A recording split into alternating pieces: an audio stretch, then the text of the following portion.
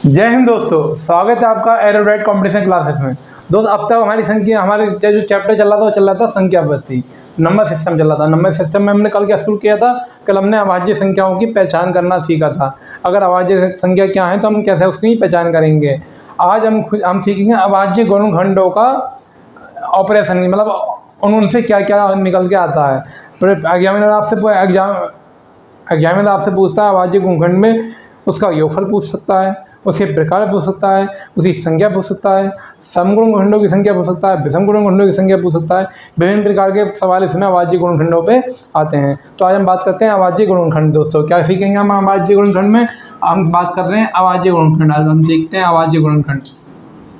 अभाज्य गुणनखंड, अभाज्य मतलब जो किसी से भागा नहीं होता हो। दोस्तों अभाज्य मतलब जो किसी से भागना होता है, ये तो होता है जो किसी से भाग नहीं होता वो अभाज्य। अभाज्य का मतलब क्या है दोस्तों? पहले हम सीखेंगे जो भाग ना होता हो, जो भाग ना हो, जो भाग ना हो। अभाज्य का मतलब है जो भाग ना हो। और गुणनखंड का मतलब है दोस्तों, गुणनखंड का मतलब है टुकड़े टुकड़े। गुणनखंड को काटने वाला पहाड़ा। गुणनखंड का अर्थ हम सीधे समझ सकते हैं पहाड़ा। पहाड़ा यानी कि टेबल, हम इसको टेबल बोल सकते हैं। ठीक है दोस्तों, अगर हम साधारण भाषा में बोलें गुणनखंड तो गुणनखंड जो भाग ना हो वो अभाज्य हो गया।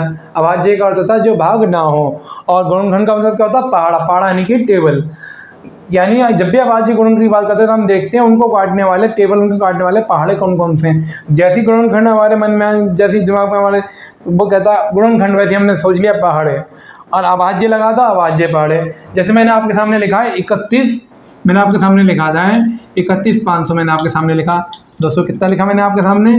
पहला प्रश्न मैंने आपको लिखा समझाने के लिए 31,500 मैंने आपके सामने लिखा। और इसमें मैं आपको पूछ रहा हूँ कि आपको कुल अभाज्य गुणनखंडों की संख्या बता दो। क्या बता दो? नंबर एक बता दो कुल अभाज्य गुणनखंडों की संख्या। तो दोस्तों इसके हम गुणनखंड करते हैं। गुणनखंड करने का तरीका दोस्तों क्या होता है? संख्या को लिख दिया और जिस छोटे से छोटे पहाड़े से, और पहाड़ा भी कौन सा होना चाहिए? अभाज्य होना चाहिए। छोटे से छोटा भी होना चाहिए और अभाज्य भी। सिक्वल कुछ मायने नहीं रखता, बड़े से बड़ा भी चल जाएगा लेकिन अभाज्य हो। और कोशिश करते हैं कि पहले छोटे से काटें, पहले बड़े से भी काटेंगे कोई दिक्कत नहीं, लेकिन कोशिश करते हैं पहले छोटे से काटना। और कौन सा पहाड़ हो? अभाज्य पहाड़ा हो। तो 2 के पहाड़े से कट रहा है क्योंकि जिसमें लास्ट में 0, 2, 4, 6, 8 होता है, अंत में वो 2 से कटते हैं, इसलिए कैसे कटा दोस्तों? 2 से कट रहा है। 2 से काटा हमने। 2 एकम 2 और 2 पंजे 10, 2 सत्ते 14 और 2 पंजे 10, 0। फिर दोस्तों एंड में क्या आया? फिर इसमें 0 निकल कर आया, फिर 0 निकल कर आया, यानी फिर कैसे कट गया? फिर 2 से कट गया। 2 सत्ते 14, 2 अट्ठे 16, 2 सत्ते 14 और 2 पंजे 10। अब कितना दोस्तों लास्ट में? अब लास्ट में 5 आया। लास्ट में 5 का आने का मतलब दोस्तों ये 3 से भी कर सकता है, क्योंकि इसका देखो आप देखो 7 5 12, 12 अब 12 और 8 20, 12 3 से खत्म हो गया। और 7 8 15, 15 भी 3 से खत्म हो गया, नहीं 3 से भी कट रहा है। और 5 है लास्ट में तो 5 से भी कट रहा है। तो हमें दोनों पता चल गया, तो हम पहले 3 से काट देते हैं दोस्तों। किससे काट देते हैं? 3 से काटा हमने। 3 दूनी 6 हो गया, 1 बचा, 3 6 18 हो गया, 3 दूनी 6 हो गया, 3 पंजे 15 हो गया। दोस्तों किससे काटा हमने? 3 से काटा। अब कैसे काटेंगे? अब भी दोस्तों देखो 2 और 6 कितना हो गया? 2 6 आपका 8 हो गया। 8 और 2 कितना हो गया? 10 हो गया। 10 5 कितना हो गया? 15 हो गया। अंकों का योग, मैं अंकों का योग कर रहा हूँ, वो 3 से कट रहा तो संख्या भी 3 से कटेगी। तो उसको भी कैसे काटेंगे? 3 से काटेंगे। तो 3 अट्ठे 24, 2 बचा, 3 सत्ते 21, 1 बचा, तो 3 पंजे 15 दोस्तों। अब देखते हैं दोस्तों, 8 7 15 और 5 20, 20 3 से नहीं जाएगा, यानी संख्या 3 से नहीं जाएगी। कैसे जाएगी? उसके बाद 5 से जाएगी, क्योंकि लास्ट में क्या है? 5 है। जिसके अंत में 0 या 5 होता है दोस्तों, जिसके अंत में 0 या 5 होता है वो 5 से भाग होता है। तो इसके अंत में क्या है? 5, इसलिए कैसे भाग हो जाएगा? 5 से हो जाएगा दोस्तों। 5 एकम 5, 5 सत्ते 35 और 5 25।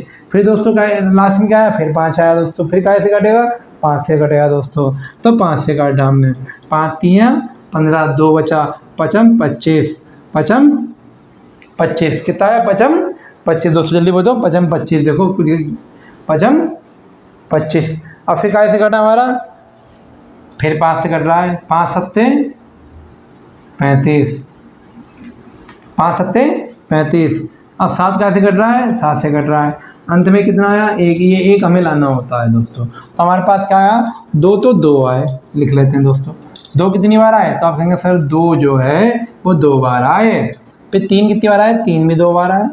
तो गुणा करके 3 कितनी बार आए, 2 बार आए। ठीक है भैया, गुणा 5 कितनी बार आए, तो आप कहेंगे 1 2 3, 5 3 बार आए, तो 5 3 बार आए। फिर क्या है, 7 कितनी बार आया, तो 7 कहेंगे सर 7 1 बार आया। तो पहला हमारा सवाल क्या कह रहा है, पहला हमारा सवाल कह रहा है कुल अभाज्य गुणनखंडों की संख्या, यानी इसमें अभाज्य गुणनखंड कितने होंगे। कोई नहीं दोस्तों, इसको गिन लेते हैं कितने होते हैं। 2 1 2 3 4 5 6 7 8 अभाज्य गुणनखंड इसमें है। यहाँ से भी निकाल सकते हैं। तो 2 4 4 3 7 और 1 8, यानी कि जो पावर होती है, जो घात होती है, वो क्या, वही क्या कहलाती है इसकी, उनका योग क्या कहलाता है, गुणनखंडों की संख्या। कौन से गुणनखंडों की संख्या, अभाज्य गुणनखंडों की संख्या। अभाज्य गुणनखंड दोस्तों क्या लिखा है यहाँ पे लिखा अभाज्य गुणनखंड। तो ये सब अभाज्य गुणनखंड है। 2 की पावर 2 आया, 3 की पावर 2 आया, और 5 की पावर 3 आया, और इस 7 की पावर 1 आया। जब इन हमने जोड़ा कितना हो गया, 8 दोस्तों।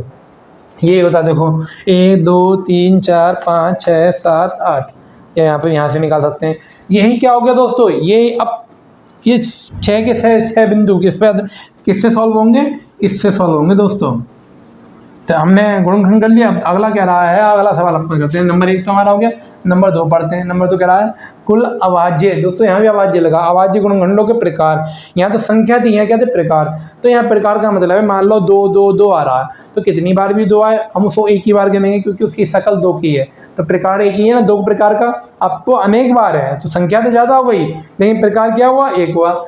यहाँ भी प्रकार कितना, एक तो प्रकार ये है 2 की शकल का, 1 किसकी शकल का, 3 की शकल का, 1 किसकी शकल का है, 5 की शकल का, 1 किसकी शकल का है, 7 की शकल का है। यही शक्लें, ये इनकी सूरत है ना, यही इनकी शकल, यही कहलाते हैं प्रकार। तो कितने प्रकार हो गए, 1 2 हो गया, 1 3 हो गया, 1 5 हो गया, 7 हो गया, कुल 4 प्रकार हो गए दोस्तों। तो कितने प्रकार हो गए, आप कहेंगे सर 4 प्रकार के हो गए, 4 प्रकार हो गए। जब भी कुल अभाज्य गुणनखंडों के प्रकार पूछे तो उनकी शकल देख लेनी है।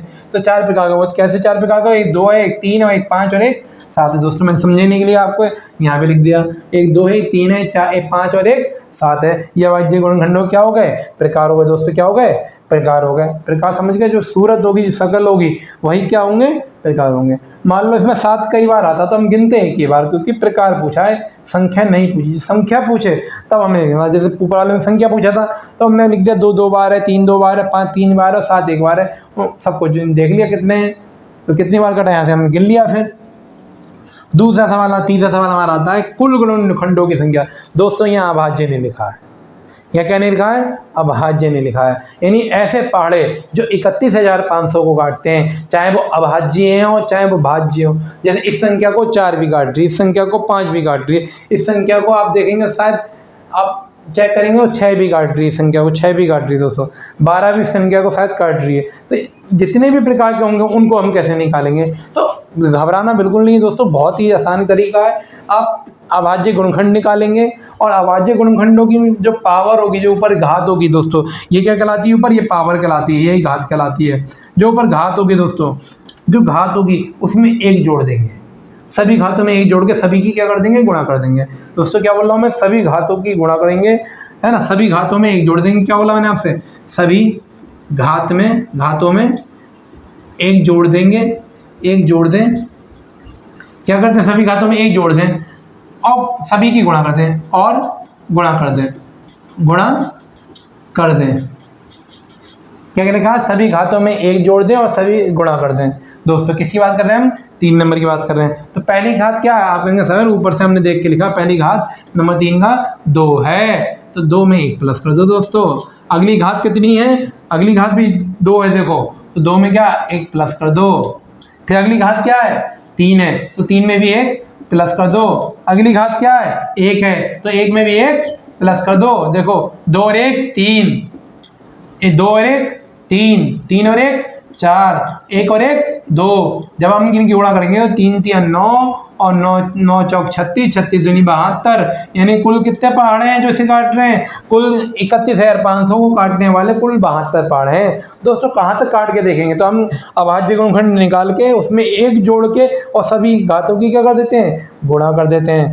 हमने केवल क्या लिखी, घात लिखी। ये 2 की घात थी तो घात लिखी, 3 की घात थी दोस्तों, ये किसकी घात थी, ये इसकी 5 की घात थी, 7 की थी, तो हमने केवल घात लिखी, जो ऊपर बैठा वो लिखा, उसमें 1 जोड़ दिया और सभी की क्या कर दी, गुणा कर दी। तो यही किसके लिए आया था दोस्तों, ये आता है, इसके लिए आता है दोस्तों, किसके लिए आता है, कुल गुणनखंडों की संख्या निकालने के लिए आता है। फिर अगला क्या है, सम गुणनखंडों की संख्या दोस्तों। तो इसमें क्या करते हैं हम, सबसे पहले देखते हैं सम है या नहीं है। तो सम है इसमें, तो आप कहेंगे हाँ सर सम जो है वो 2 है। सम होना जरूरी दोस्तों, देखो सम होगा तभी सम गुणनखंड निकलेंगे, वरना नहीं निकलेंगे। सम है 2, 2 की पावर कितनी है, 2। तो ये ध्यान रखेंगे 2 की पावर को ऐसी छोड़ देते हैं जैसी होती है ना, 2 की पावर जैसी होती है वैसी छोड़ देते हैं। तो 2 की पावर क्या है, 2 है, तो छोड़ दी। सम की पावर, ये क्या है, सम की पावर, सम की घात दोस्तों, क्या है, सम की घात। तो सम की घात को ऐसे ही छोड़ देते हैं, बाकी सब घातों में 1 जोड़ देते हैं। ये कितनी घात है दोस्तों, तो आप कहेंगे सर ये 2 है, तो 2 में 1 प्लस करा, 2 में 1 प्लस करा। ये कितनी घात है, तो कहेंगे सर आप 3 है, तो 3 में 1 प्लस करा दोस्तों, 3 में क्या करा, 1 प्लस करा। अगली घात क्या, आप कहेंगे सर 1 है, तो 1 में 1 प्लस करा, 1 में 1 प्लस किया, 1 में 1 प्लस किया। ये देखो दोस्तों, ये 2 तो ऐसे आ गया, ये वाला 2 गुणा 2 और 1 3, 3 और 1 4 और 1 1 2 दोस्तों। यानी सम को छोड़ देंगे, बाकी घातों में 1 1 जोड़ के सभी की कर देंगे, गुणा कर देंगे। देखो दोस्तों, 2 3 6 और 6 चौक 24 और 24 दूनी 48। कितना आया दोस्तों, 48 आया दोस्तों। इनकी गुणा क्या आई दोस्तों, 48 आया दोस्तों। क्या आया, 2 3 4 2, जब इनकी गुणा करी तो कितना आ गया, 48 आया। कैसे दोस्तों, 2 को छोड़ देते हैं, 2 की पावर 2 थी तो इसमें हमने नहीं जोड़ा, इसमें हमने नहीं जोड़ा, बाकी में जोड़ा। अब क्या है, विषम गुणनखंडों की संख्या।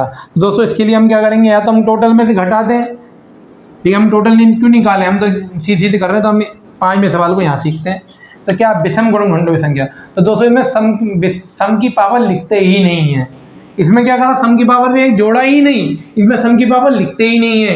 किसकी पावर लिखते हैं, विषम की, यानी ये लिखते हैं, और ये ऑलरेडी हमारा यहाँ पे लिखा हुआ है, यानी क्या लिख देंगे, विषम की पावर। तो विषम की पावर क्या है, विषम की पावर 2, 2 में 1 प्लस करा, गुणा। फिर विषम की पावर क्या है, 3, 3 में 1 प्लस किया।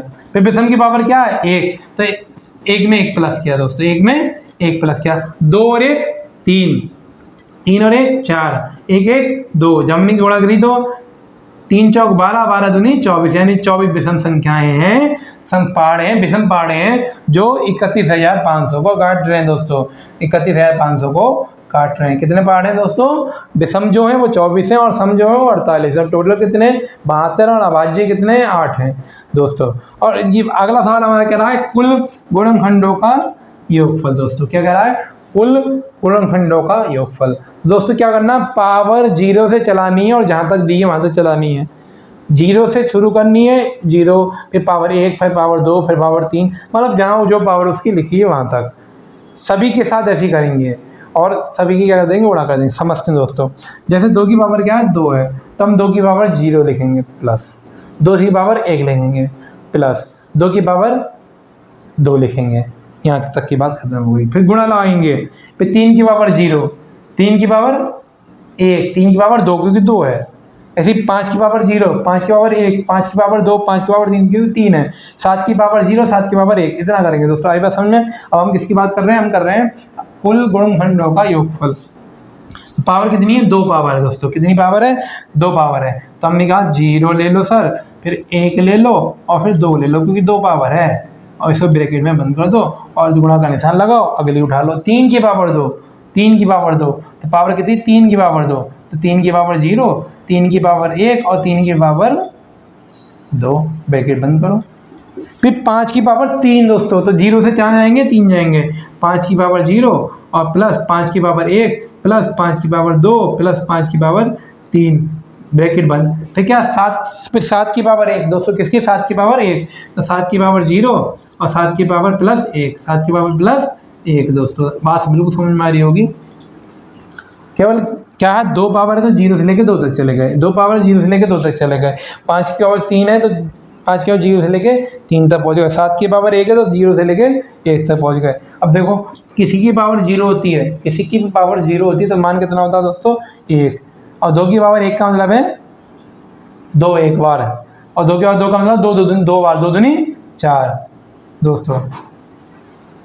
अब देखें 3 के पावर 1, 3 का 0 का मतलब किसकी पावर 0 तो 1 होता है मान।